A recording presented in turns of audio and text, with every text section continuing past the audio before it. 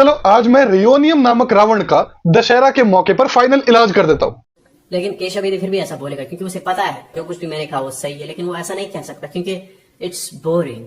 अब क्या कुछ इसने सही बोला है मेरी लद्दाख वाली वीडियो के रिस्पॉन्स में और आईटी सेल के डिफेंस में, जरा सुन लो आप भी। इंडिया और चाइना के बीच एक फुल स्केल वॉर लड़ी गई और वो लद्दाख में लड़ी गई। सबसे पहले तो इंडिया और चाइना के बीच में फुल स्केल वॉर हुई नहीं थी, एक लिमिटेड वॉर हुई थी, क्योंकि पूरे फ्रंटियर पे वॉर नहीं हुई थी, ना ही सारे ट्रूप्स का मोबिलाइजेशन हुआ था, ना ही एयरफोर्स का भी यूज हुआ था। It was a limited war. और दूसरी बात, ये वॉर सिर्फ लद्दाख में नहीं हुई थी, बल्कि आर्ग्यूएबली उससे ज्यादा इंटेंस वॉर अरुणाचल प्रदेश के रीजन में हुई थी, जिसके पास बाय द वे कई दशकों से फुल स्टेटहुड है। इंडिया और पाकिस्तान के बीच जितनी भी वॉर्स हुई है वो या तो कश्मीर में लड़ी गई या फिर लद्दाख में लड़ी गई। गुजरात पंजाब में कौन सी वॉर लड़ी गई? ये तो वही बात हुई, एक बैट्समैन हेलमेट पहन रहा है और तुम उसे कह रहे हो कि गेंद तो कमर में भी लग सकती है। कोई सेंस है इस बात का? अब कोई इस खोपड़ी के से पूछो battle of Rann of Kutch कहां हुई थी 1965 में, जिसके बाद by the way ultimately Pakistan ended up with 10% of the region of Rann of Kutch. Battle of Asal Uttar कहां हुई थी, which involve one of the largest tank battles since world war II। इवन 1971 में जो हमारी वॉर हुई थी पाकिस्तान के साथ, उस तक में पंजाब के रीजन एंगेज थे, फाजिल्का जैसे, और राजस्थान के भी रीजन एंगेज थे।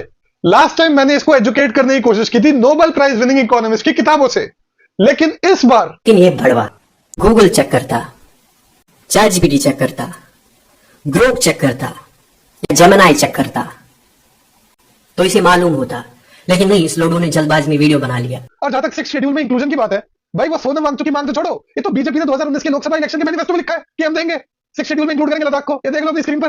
फिर 2020 के जो इलेक्शन हुआ उसके मैनिफेस्टो में लिख रहे बीजेपी वाले। मैं तो एक बारी को डिबेट करता, इस पे आर्ग्यू करता, अगर बीजेपी ने खुद नहीं इसको सपोर्ट किया होता, उनमें बुद्धि नहीं है कितनी कि उन्होंने प्रॉमिस क्यों कर दिया फिर, अगर उन्होंने देना ही नहीं था। और बीजेपी तो वहां लास्ट इलेक्शन हार गई। मैनिफेस्टो कहता है तुम मुझे वोट देके जिता, बदले में मैं तुम्हारे लिए ये सब करूंगा। लेकिन 2024 का लोकसभा इलेक्शन बीजेपी लद्दाख में हार गया। ये तो वही बात हुई, तुम नेताजी तुमसे बोले कि तुम मुझे खून दो, मैं तुम्हें आजादी दूंगा, और तुम खून देने से रहे, और अब तुम प्रोटेस्ट कर रहे हो कि मुझे आजादी नहीं मिल रही। कोई सेंस है इसकी बातों का? अरे भाई, बीजेपी ने प्रॉमिस करा अपने मैनिफेस्टो में 2019 के लोकसभा चुनावों में, जो कि वो जीत गए लद्दाख में। फिर 2020 के चुनाव में प्रॉमिस करा, जो कि वो फिर से जीत गए, उसके बाद भी उन्होंने डिलीवर नहीं किया। फिर 2024 में तो जाके हारेंगे ही अगर डिलीवर नहीं करेंगे तो। चाहते हैं इनके जो प्राइवेट प्लेयर दोस्त है वो अनइनहिबिटेड विदाउट रिस्ट्रेंट लद्दाख में जाके पोटेंशियली वहां के जो रिसोर्सेज उसका रेकलेस एक्सप्लॉयटेशन करे। ऐसा एक भी पब्लिक रिकॉर्ड नहीं है जिसमें अंबानी या अदानी ने लद्दाख के रिसोर्स में इंटरेस्ट दिखाया हो।